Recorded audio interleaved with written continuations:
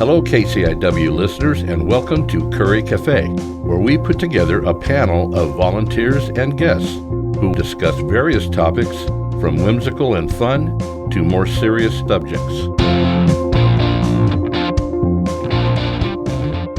Well, hello again. This is Ray Gary at the Curry Café. As you know, this is a very informal show where we have guests come in and talk about a subject, and it could be anything from, well, as Rick just told you, whimsical to very serious. And today we're going to get serious, but it may lighten up a little bit. I don't know. Now, I feel sorry for any of you that are right now sitting inside listening to this. I hope you're in the car at the beach because it is absolutely beautiful out there. I just came from the car show, which was really kind of neat. I'm kind of a car guy, and there's just all kinds of interesting things that I've never seen before. So run on down to the car show at the beach after this show, which will be over in about 58 minutes. So today we're going to be discussing protests, all different kinds of protests, and we have gathered, as always, some of the finest experts I could find on the subject, and we can go around the table now and introduce ourselves. Hi, I'm Robert O'Sullivan. I've lived in Brookings since 2015. My roots are in the Bay Area, Berkeley and Oakland specifically, and part of knowing that is related to the fact that where one grows up has a lot to do with what one knows about the world, not just where one goes to school, but just kind of the context. And a lot of issues about protests in American history happened because a lot of people just didn't know what was going on, and Vietnam would be a good place to talk about later to say that. Yep. Yeah, absolutely. That's absolutely true. And living in Oakland, of course, you didn't really see any protests. Right? Of course not. Well, so many things come to mind. It's funny, autobiographically, I had a rather unusual childhood. My dad was 65 when I was born, and my mom was 44. And in those days, he was sort of an itinerant typesetter. Anyway, I went to a lot of different schools, and when it came to be 14, I had to move from a kind of calm San Francisco suburb named San Mateo to Berkeley. And I hated the idea of moving because that's not a good time to move anyway. But looking back, Berkeley, even in those days, was a much more interesting place than a lot of other places. And that deeply influenced how I felt about a lot of things. I have a friend that went to Berkeley. Do you think I could just introduce myself? Well, I'm just saying, right? Aren't I part of the panel? Come on. You will be. Just relax. I'm so... Relax. Oh, okay. Relax. I'm a producer. Bob and I are having a nice, interesting discussion here. I have a little anecdote to throw in that would be very clever, and you may screw the whole thing up, which you've already have. Darn it, Anyway, I have a friend that went to Berkeley during the time, and her participation in the protests was one day in the swimming class, she got a slight whiff of tear gas. Ooh. So she can count herself as a protester now. Now you can introduce. Gassed. I'm Candice Michel, and I have a show here on KCIW, our community. And this topic is one that really, really interests me. I was part of the anti-war movement back in the 70s, and I believe firmly in being able to protest. And there's a lot to talk about right now, especially with the Palestinian-Israeli stuff that's going on. So I'm thrilled to be here. Good. Well, my introduction... I'm sorry? Happy Memorial Day. Oh, thank you. I guess. I don't know. My introduction to protest was when, I was 10 or 11 years old, and all that stuff was going on in places like Montgomery, Alabama.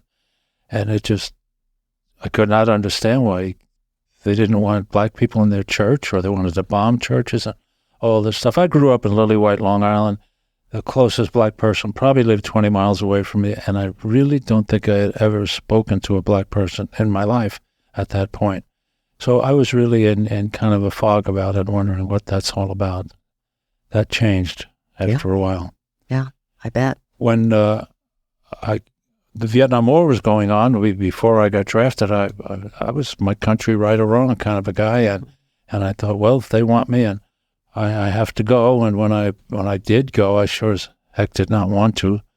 And they give you this rah-rah speech about how your fathers and your grandfathers are all here doing the same thing you were doing, and blah, blah, blah. And I've since realized that we were a little beyond that, but what a country has to do when it goes to war is get people to fight in the war. So in order to do that, they just con them into thinking it's their fight. We fight them there so we don't have to fight them here. Right. In the Civil War, almost all of the soldiers were just yeoman farmers. None of them, or very few of them, owned slaves. And the ones that did own slaves, some of them brought them right along to camp with them. But they really had no skin in the fight at all, but they were conned into going to war. We were conned into saving the world for democracy.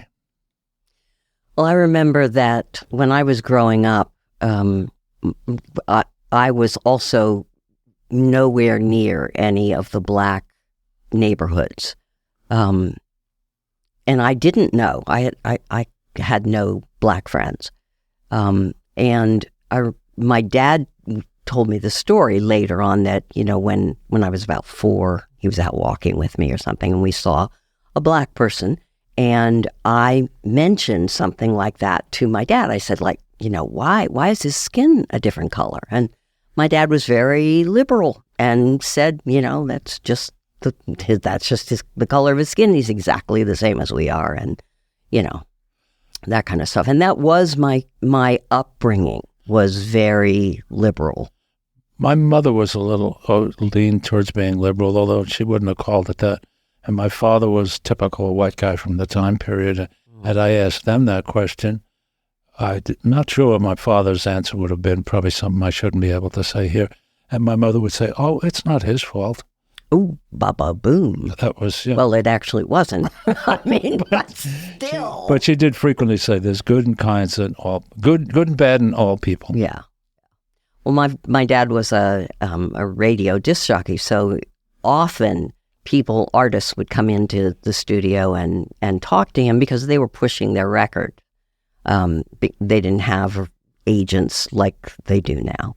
And Nat King Cole was one of the people that came into the studio, my dad's studio, and he would bring them home for Christmas or for Sunday dinner because they didn't have anywhere to go if they were on their own, and So Nat King Cole sat at my dining room table. I mean, it was. Well, that's interesting. I don't think I ever had anybody at my dining room table of any note. Yeah. The protests are certainly not new. The Boston Tea Party was a protest. In fact, the whole Revolutionary War, I guess, was a protest. Yep. But getting into World War I, a lot of us were very upset about that and didn't want to do that, especially since, can't think of the president's name, had promised us that was not going to Woodrow Wilson. Woodrow Wilson, yes. And but once we were in it, they came up with a thing called the Sedition Act, where you could not speak out against the war. You'd be in trouble. You were breaking the law if you went into the local gin mill and said, I think the Germans are doing a better job than we are, or why are we doing that? You could be put in jail for it. This was World War I? World War I. Wow. And I'm not sure how long that lasted. It was gone by World War II, but yeah. And we frequently criticized the Third Reich for, Hitler did the same thing. If you you're sitting in the local gym, well, they called it a beer house, and said that the war's not going very well. Gestapo could have you gone, and you're in Dachau before you know it. Right. Yeah. I'm glad that we actually have a First Amendment right. Yeah, well, we did that too, but it was kind of hazy exactly what it was. Yeah. But there were protests, and there was and again, I talked before about conning people into having to go to war, and there was a song called "Over There" that was again used for World War II, and had words like "Get your gun on the run," "Make your father proud to have had such a boy," things like that, like. Get your gun on the run. Yeah, don't stop to ask any questions, and just get the gun, get the uniform, and go over there.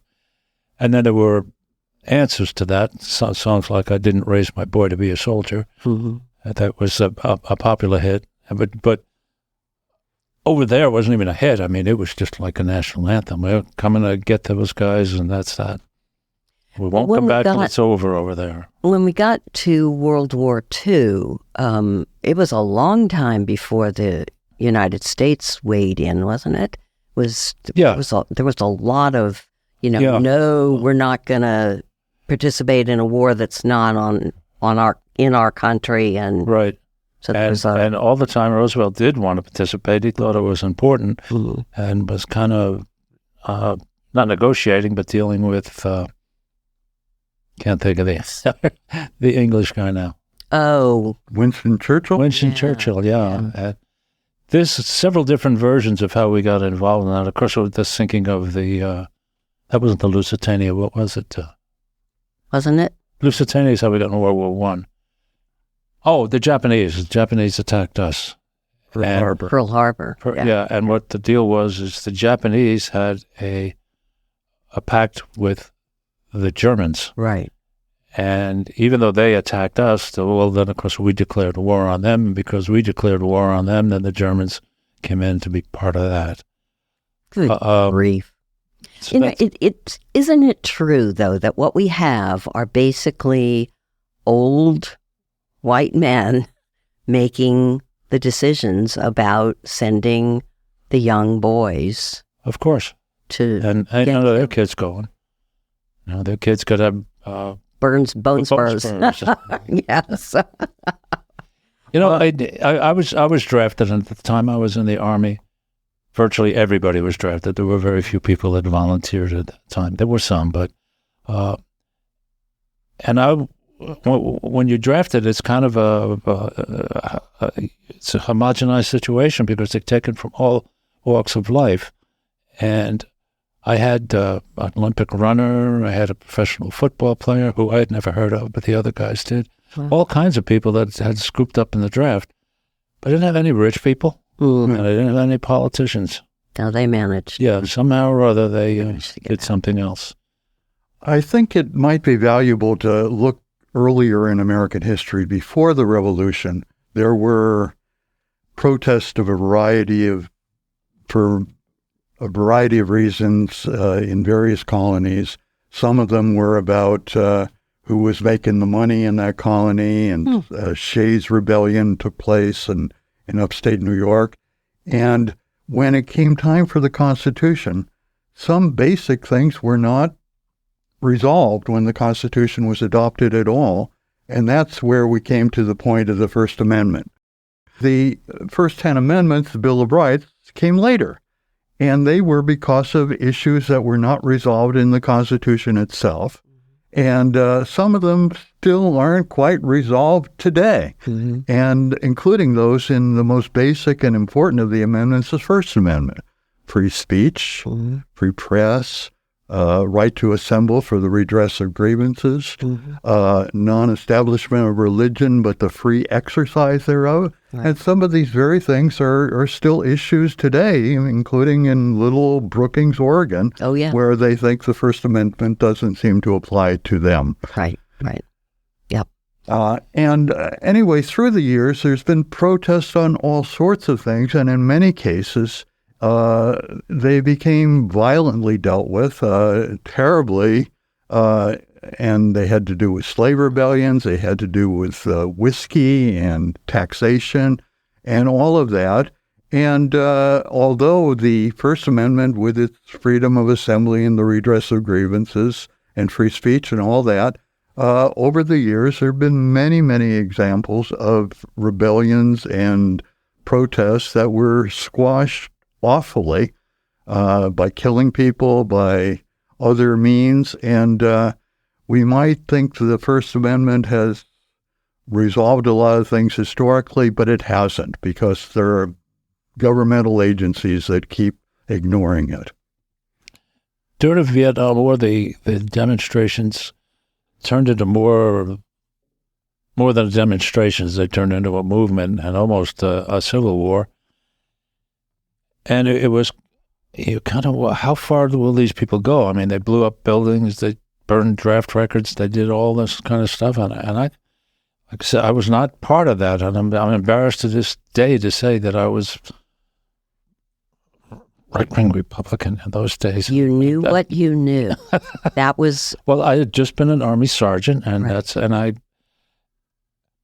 But now, looking back, and I say, well, what were they protesting? They were protesting 500 young men, mostly young men, being killed a week in a war that we had no business being in whatsoever. None. And could not win.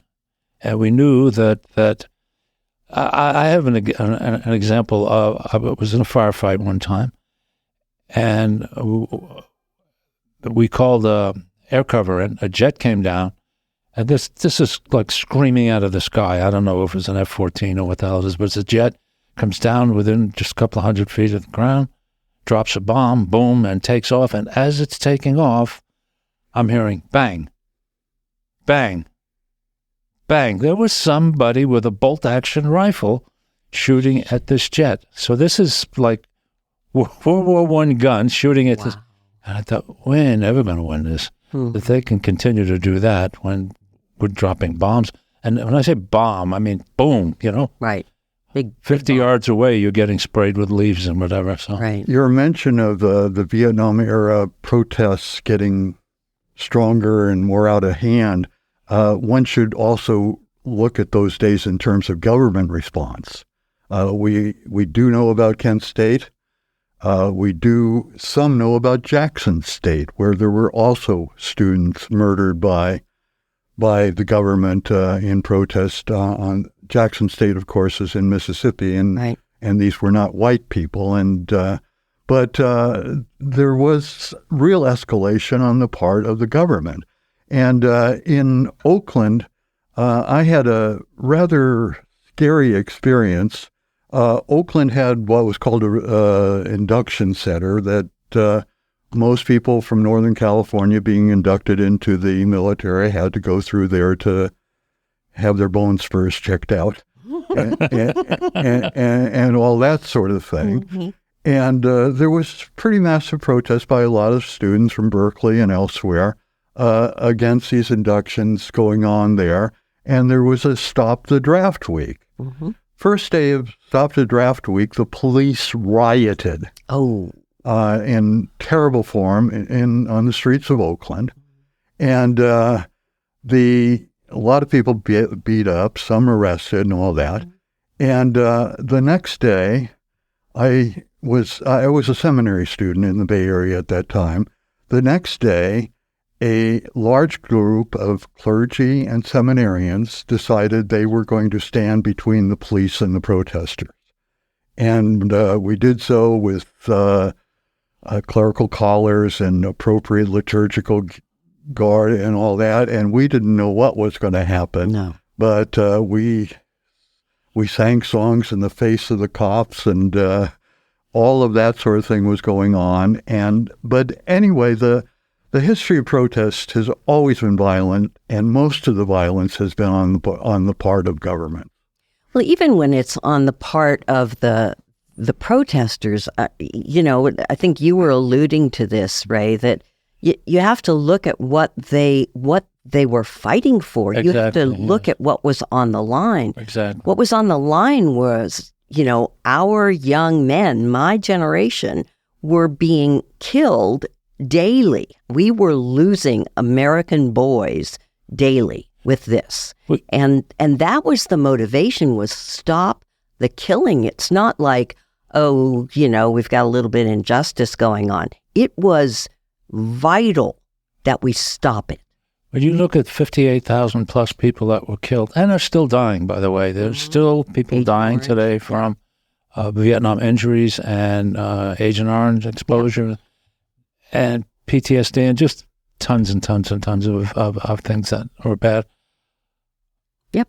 No. That certainly justifies the fact that, do what you have to do as far as protests go. I remember I also had a scary experience, Robert.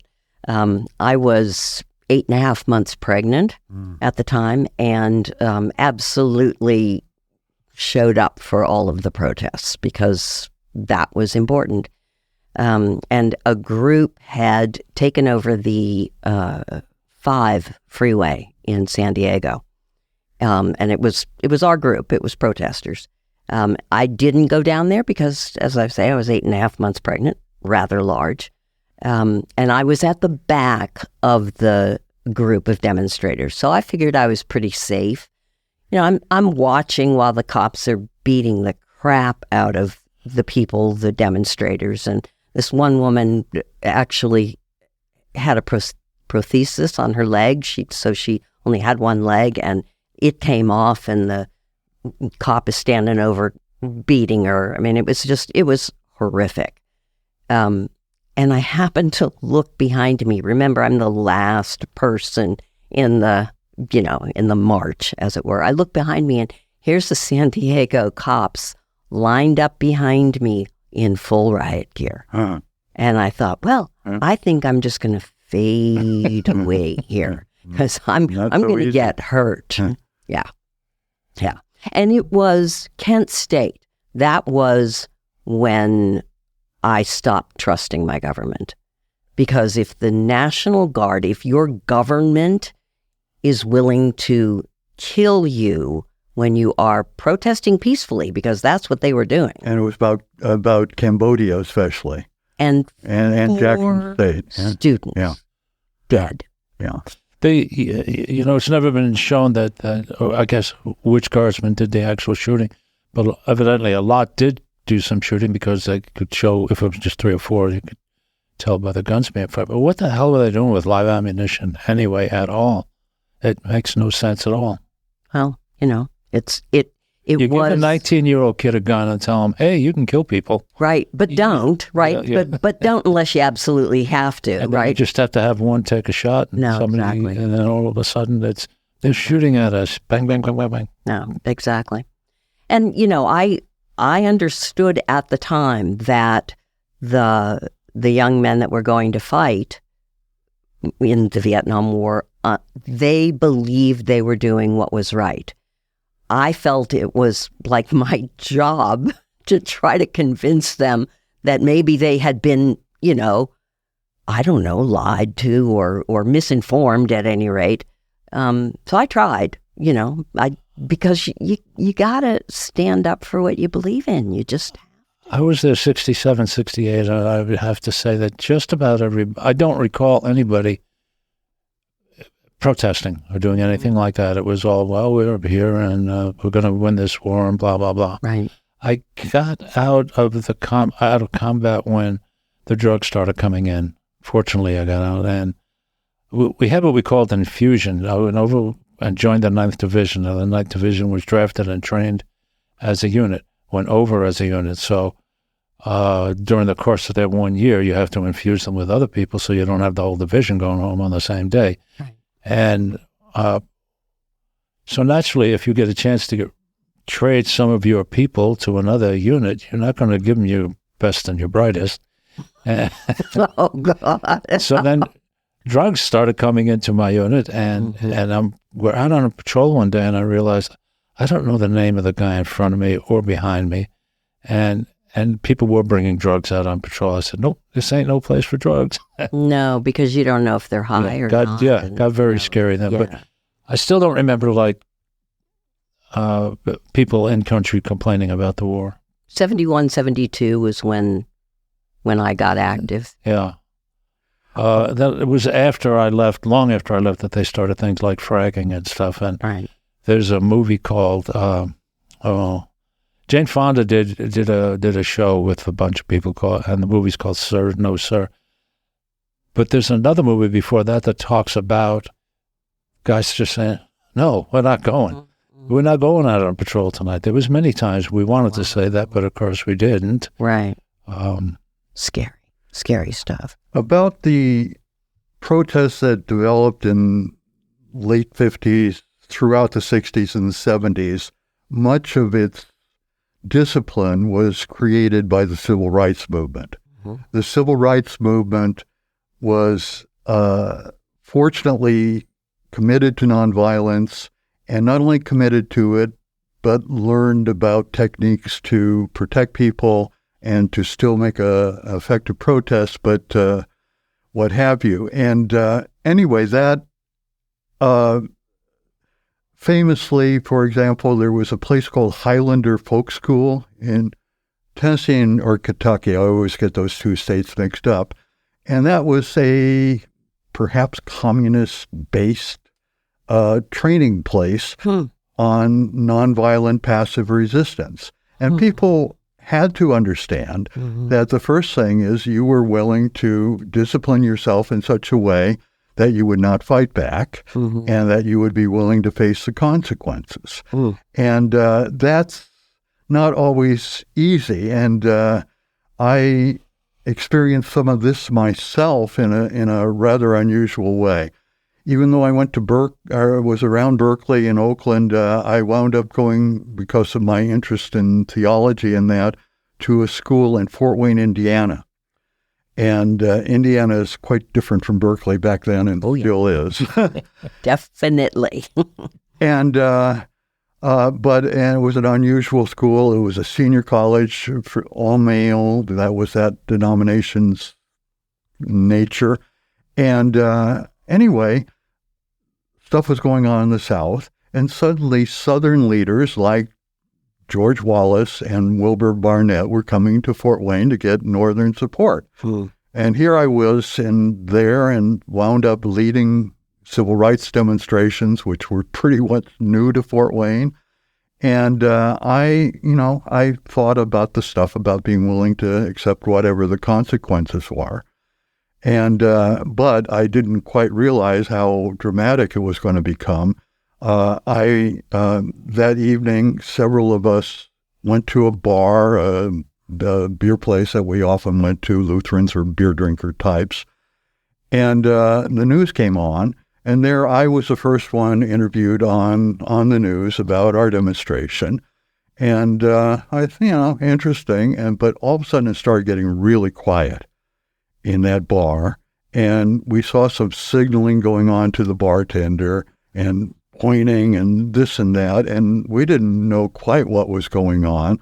We knew it was getting scary and thought it might be a weapon or what have you. But it turned out what they were signaling was to get a 8.5 by 10 glossy photograph of a lynching. And not just any lynching, a lynching that had happened 8 miles away. Many lynchings happen in the American North. We don't think of it just as a Southern phenomenon if you look at it. And they started passing it around, and they were making comments about no more problems there, or these students got to learn some lessons and this and that. And they handed it to me, and my response was, or what do you think of that? They said, I said, it's the most obscene thing I've ever seen. And there was long silence. And then somebody cracked a joke or said something, I don't know what it was, but we soon realized it was time to get out of there. Yep. But when you're around these parts, are you? Agitator from out of town. Yeah, exactly. What is the... Oh, yeah, I forgot to mention this earlier. If you want to participate in this show, and you might have something to say, we have the ability to accept your text. And then we have a person that can read who will read that text. Here's the number. Get your pen ready. 541-661-4098. 541-661-4098. First radio station I'm known to have textual intercourse. Oh, Robert. Oh, we'll have to put that in our promos. And you are listening to KCIW LP 100.7 on your FM dial, coming to you from beautiful Brookings, Oregon. All volunteer radio station. If you want to participate in one of these talks someday, just kciw.org, and you'll see the places you should be clicking to do that. And we'll have you sitting in here at one of these chairs. It really is fun. I mean, for anybody who's, not afraid to talk and speak their mind, this is just a delight to be able to sit around a table and just chat about stuff. Yes. It's really good stuff. And they don't pay us or anything. No, they I often don't. wonder why they don't pay. Because we're all volunteers. That's why they are. Somebody mentioned Oakland being an induction center, and it reminded me of something. My induction center was Whitehall Street, the same place that what's his name did in the movie. Okay. What's his name? What's his name in the movie? What is it? Right. I mean, you have to give us some clue. This is an informal show. Arnold Guthrie. Alice's Restaurant. Arnold Guthrie. Okay. He left no part untouched and all that in the line and all that. I think everybody kind of flew through. I flew through. And so I get drafted. Here I am down the line a few months, and I'm in medic training. And in medic training, you use the guy at the table next to you as the person you're practicing this procedure on. You give them shots and this. So this day we're learning about blood pressure, and everybody's taking the blood pressure, their benchmate or whatever, and instructor's going, oh, well, what did you get, and what did you get? And he gets to one person, and he says, it's 200 over 85 or something. And the instructor said, you did it wrong, do it again. So after 2 or 3 times, the instructor did it, and he gently escorted that guy out of the room. Because he said, ready to He said, blow. I told them during the physical I had high blood pressure, but how could you, that's Wow. something that you do every time you go to the doctor's. In fact, I had at the dentist office the other day. Right. Yeah, that's how really critically careful these induction physicals were. So, one of the things that I wanted to talk about a little bit today was getting into the whole Israeli-Palestinian, the demonstrations that are going on. Because I think that, at least from where I'm sitting, it's not anti-Semitic. That's... Of course not. No. And while they're trying to, cast it in that light, that is not at all what's going on. You can be against having 35,000 women and children killed by bombs without being anti-Semitic. Yeah, it has nothing to do with religion at all. No. We had a person in here a few weeks ago who was we briefly spoke about protests, and he said, well, protests are all right, but they don't have to break things and leave a mess behind and camp out and things. And I said, leave a mess behind? I said, do you realize what they're protesting? Right. They can camp out. They can leave a mess. They can break windows. They can do what they want. People are dying. That's you don't stop people from dying. Who was it said you can't make an omelet unless you break some eggs? Yeah, exactly. It is ironic to me that it is the Israeli government that is doing this. Committing atrocities, you mean? Unbelievable atrocities. Yeah. 35,000, mostly women and children. I'm almost speechless. It defies understanding.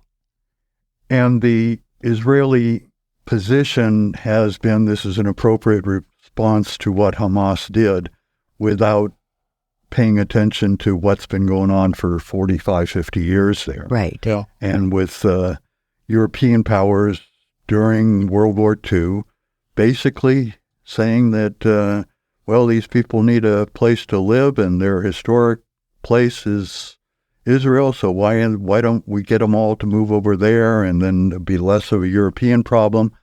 And the trouble was that Palestinians were already there, and just to shove them off their land and pretend that they don't exist there created an enormous problem that's not been resolved. And it's oiled by all sorts of oil in the Middle East. It's complicated by a lot of money for arms and things like that.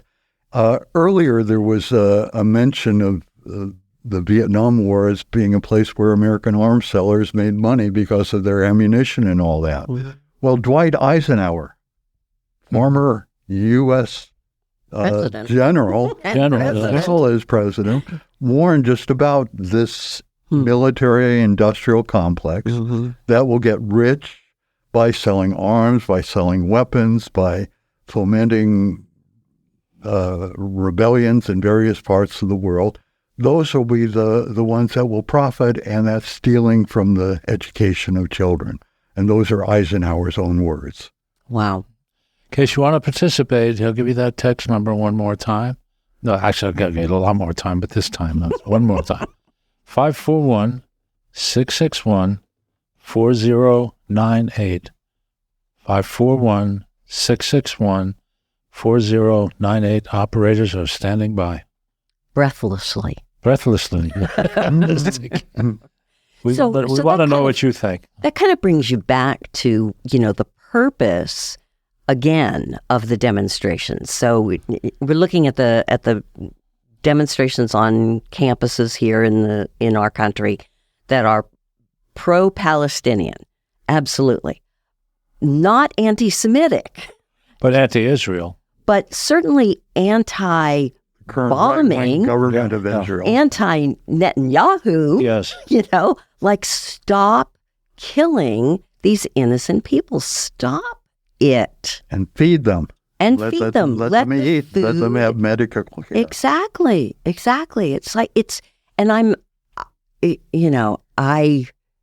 I don't understand why President Biden has not taken a stand about this. Because you may not think it's a Jewish question, but the Jews may think it's a Jewish question, and that's what he's worried about. Yeah. It's political. He has to be political. Yeah. He needs the Jewish vote. But what is more political in the world than killing people? I mean, if you think about it for a minute, 35,000, that's more than the entire population of Curry County. So think about that. Entire population of Curry County and probably half of Del Norte. Non-existent. Just non-existent. Women, children, fathers, brothers, little children. Yep. I mean, pregnant women losing their pregnancy. How can you do it? And I'm not, by no means am I saying that Hamas should not have been punished and that there shouldn't have been a reckoning. What were they thinking? You don't tug on Superman's cape. Yeah. And that's. I think it's well known that you mess with Israel and you are in a lot of trouble. So I think they were actually hoping that this was going to happen, not as decimated, right? But I think that that Hamas was looking. They knew something would happen. Absolutely, and they were hoping that they would somehow get a foothold, and some of the other countries would come to their aid, and the opposite is happening. Except that a lot of the world is looking at Israel right now and going, guys, you got to get a clue. Netanyahu's been indicted on world courts. So. Yeah. Norway, Ireland, and other countries just recently recognized the Palestinian Authority as illegitimate government of Gaza on that. And I think most reasonable people, see the two-state solution as the only real possibility. Yeah. I mean, you cannot get rid of the Palestinians. I mean, it's like saying we're going to get rid of the homeless. I mean, come on. They're human beings. Yeah, you can kill them all. And certainly that looks like what's going on, right? I mean, that sounds like genocide to me. We don't realize that we live in a country that, at least for the mainland, has never been attacked, never been occupied by a foreign army. We've never heard a shot fired and angered, for the most part.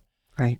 And when you think about these people go to bed at night not knowing if their house is still going to be there, not knowing if their children are going to be alive, not knowing where food is going to come from. I mean, all of these things that are actually happening to real people. Yeah, exactly. We go back to a little Vietnam story. When being a medic, I set up at night when we were out on any kind of an operation with what's called the Command CP. It was if we had a priest with us, and a company commander, platoon leader, things like that. And course, being the bosses, they would pick the most comfortable place to set up. And one night we were set up in a village anyway. And what happened? You set out more or less circular pattern. You set out listening posts and groups of 3 people. And I was in one of the buildings because I wouldn't call it a building, the grass hut. Right. Because that's where the bosses are going to stay. So we're in there, and it's a little, I don't know, maybe 20 feet square room, straw hut, just like you said on television. And these 2 elderly people in there who were just sitting around minding their own business, and all of a sudden guys with guns come in and start setting up places around their house. And they're doing this praying thing with their hands, and they're terrified, as anybody would be. Of course. And most of these houses would have like a little, I'd call it an altar, I don't know, with religious things on it. And there was a picture of a young man in a Vietnamese uniform. And they kept pointing to him, and it just their way of saying, hey, look, we're on your side. Exactly. We're the good guys, Exactly. And we don't speak the language, and that's as best we can do is point to the picture. And after a while, I don't really remember, but they must have relaxed when they realized that we weren't going to hurt them. But we're still sitting around their house, sleeping in their house with guns. In their house? Yes. And you didn't ask, I think. No. Yeah. We don't realize how lucky we are. We get really pissed off if a neighbor has a barking dog. Yep. Yeah, it's pretty remarkable to me. Another aspect of the military-industrial complex is how many high-ranking officers of the military wind up once they retire working for Lockheed or Martin Grumman and all of these large makers of weapons and makers of aircraft and all have you, and that makes a terrible distortion of the whole American economy. And meanwhile, those who, were warriors all of a sudden become people making an enormous amount of money in the process of selling arms and weapons. And the whole point is to kill people. I mean, I keep coming back to that. It's like, that's the point of war. That's the purpose, to kill people. I saw a thing the other day on the news. I guess everybody probably saw it, where they have these jets now that are controlled by AI. And I think when they're actually flying, they won't even have a pilot in them. But they're doing dogfights and all that type of thing remote. Wow. Wow. Yeah, pretty soon we won't even have any people on the wars. I mean, it'll just be blowing up each other's remote things or whatever. But there will still be people dying, yes. I would assume. Boy, I don't know how many times I've watched some of the things that exist today in warfare that I wish we had had. A drone. One drone would have been nice. We could fly over and see who's where, that kind of thing. Yeah. I see stuff on YouTube a lot. They'll show the Ukrainian and Russian, some of those interactions, and they've definitely got drones, and those drones are dropping bombs like from way up high, and it's just, wow. Could we just stop? I don't know. Could we just stop, right? Just seems silly. Seems silly to be wanting to kill people. Oh, looks like we may have some communication here. So we got a text that says, before any peace between Palestine and Israel takes place, and yes, a 2-state solution is the only way. Israel must give back all settlements they've created on Palestinian land, and the Palestinians must renounce Hamas and all other terrorist organizations affiliated with Hamas. Sadly, I don't believe that will happen in my lifetime of 15 to 25 years. Thanks, Rick. Yeah, that's a simple solution. Why don't we just do that? Yeah. Could we see show of hands in here? Yeah, exactly right. I know. But, Israel does not want to let go of any of the land that they have confiscated. I mean, that's where their settlements have been, right? I mean, it's not their land, but they've taken it. Yeah, I mean, seriously. And the hostages. I mean, there's still hostages that are being held by Hamas, and they're not giving them back. And I think they know if they do give them back, there'll be no mercy whatsoever. And they'll just, isn't the fear now that we could hurt the hostages, and that's why they're not rolling across with tanks and that? I don't think Netanyahu is the least bit concerned. Well, not him personally, with them personally, but I think he would be concerned about the fallout. He might be, but I mean, wouldn't it be, if he were really concerned about the hostages, would he not have gone for the ceasefire? I mean, that would be a way to get closer to sending the hostages back. I mean, I'm sure Trump would say he's a strong leader. Yeah, exactly. Very strong leader. Very strong leader, yes. Yeah, Okay, so once again, text number here is 541-661-4098. 541-661-4098. And you can have your text to read like the previous text person did. Yeah, Operators I know it's... Go ahead, I'm sorry. Operators are standing by Yes. now. Poor Linda. Actually, she's sitting, not standing. So. Well, it's still a standby Yes. situation, yes. She's like the Proud Boys. Yeah, there we go. Yeah, it's. I know it's a very complicated issue. And, they said the same thing about the Vietnam War. It's a very complicated issue. There's nothing simple about it. And yet, there's something very simple about saying that each life is important. Each life. And we won't take any more lives. We're not going to kill any more, especially innocent civilians. Vietnam was sure simple when they decided to make it simple. Get on the helicopters and get the hell out of here. Exactly. And the tanks rolled in one direction while we're rolling out the other direction, leaving behind thousands and thousands of civilians that had worked with us. Yep. It's just unbelievable. Who? And the odd thing is, I have not gone back myself. And I would, except I can't bear spending that much time in an airplane anymore. But when Americans go there, the Vietnamese people love us. From what I'm told, they're really not taught in school a whole lot about the Vietnam War, so it's kind of depends on the people who actually remember it and know what was going on, and they've all been re-educated to think that things were as bad as we thought.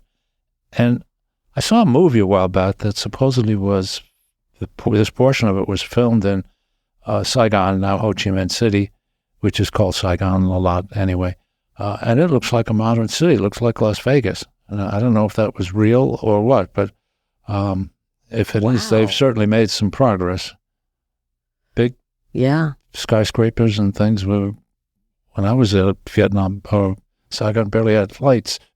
Yeah, and I'm not sure that's progress, but A while back I bought some boots, and the boots were made in Vietnam, and I thought, well, this is kind of interesting. Mm-hmm. I said, if way back when we had gone straight from where we were to just making boots, we could have skipped killing all those damn people. It's just, and again, how many civilians? Countless. And those poor people. North Vietnam, can you imagine being bombed like that in North Vietnam? Mm-hmm. And civilians like the people who I mentioned that we moved into their house, getting killed in bombing runs. A favorite tactic of the Viet Cong was we would be on what they call search and destroy missions, which actually meant go for a walk till they shoot at you, and then you know where they are. And we're crossing the rice paddy, and it was a very common thing for them to be on the other side of the village and fire a couple of sniper rounds at us. Well, that is tugging on Superman's cape, and we form up then and bring in airstrikes and do whatever and attack the village. And meanwhile, the guys that fired the shots are long gone. And we're coming online and doing all those things with Tartan training. And so finally we get into the village, and all the little houses there had bunkers, and they were made out of mud, and for just this reason, if there's a firefight. And so we come up to a bunker and we hear things in there. So there's somebody in this bunker. And they were bomb shelters. And so we're yelling at them in English, come on out, we won't hurt you, come on. We did a lot of good English. We had nobody with us at that time that spoke Vietnamese. And finally, we just said, well, the hell with this, started chucking grenades in. And literally brought bodies out in pieces, including like grandma and grandpa, who you could tell were hovering over the kids to protect them. And several people dead, and it was just a big mess.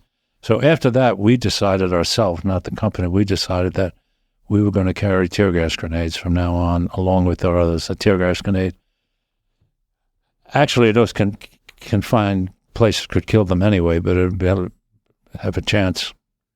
We were not going to throw grenades because the lieutenant said throw grenades in.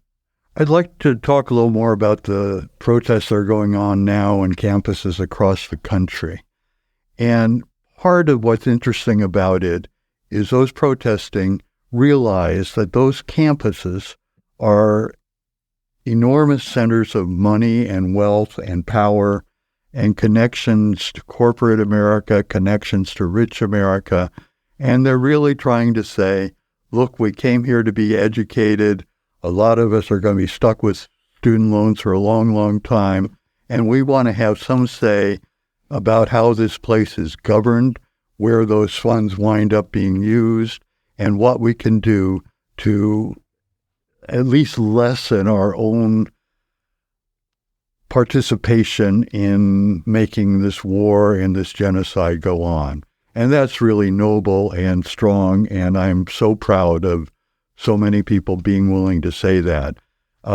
Universities for a long time have gotten away with just being a place that receives a lot of money from those who are not necessarily interested in the welfare of students. It's just part of the corporate state that this is. Right. And anyway, I admire what they've done. I am appalled by the response of a lot of the universities and now the response of members of Congress in trying to govern them. But I'm really proud that they have continued a tradition that goes back a long way in American history to say that if something's wrong, to exercise one's constitutional right to seek the redress of grievances. And I think it's important to recognize the fact that the universities are where, theoretically at least, you are encouraged to think.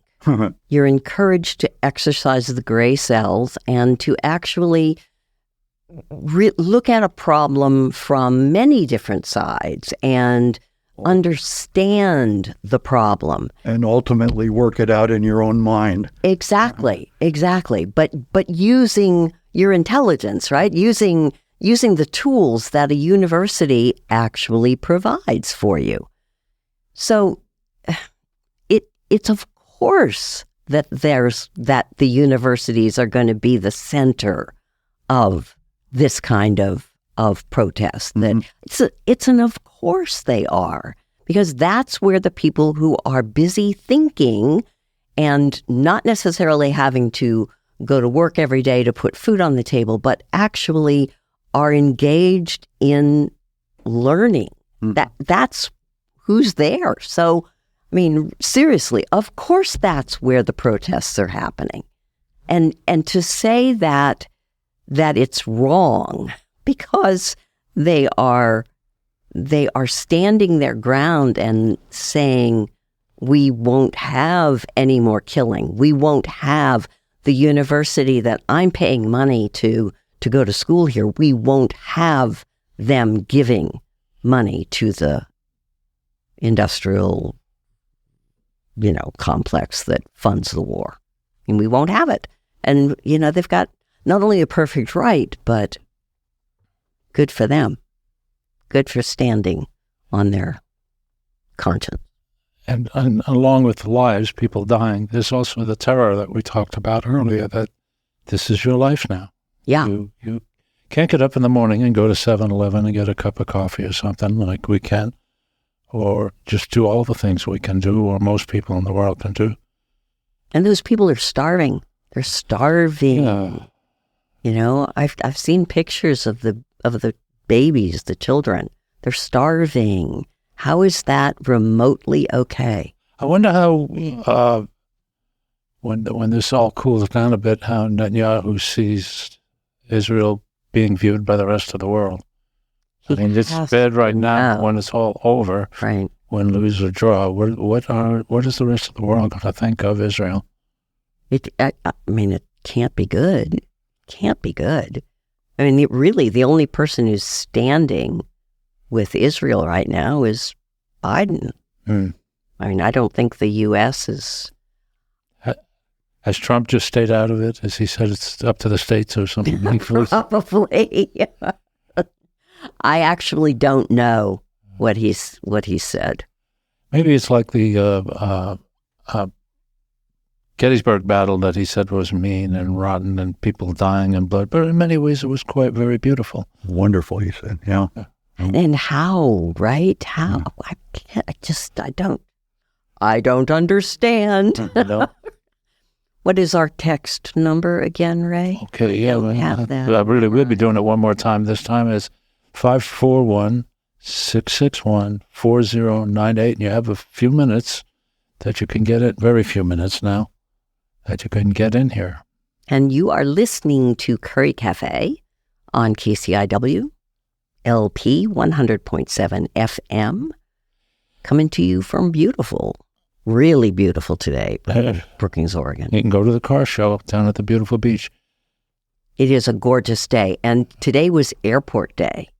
And I've had airplanes and saw little helicopters. And helicopters, okay, absolutely. One of our board members, Doug Hansen, is up there flying. Yeah, and I'm sure he's glad it's a nice day because he was talking the other day about it being windy and he'd have people throwing up in his airplane. Well, the wind did start to pick up. It was pretty good until about 1:30, and then it started picking up again. So I don't know what it's like up there. Yes.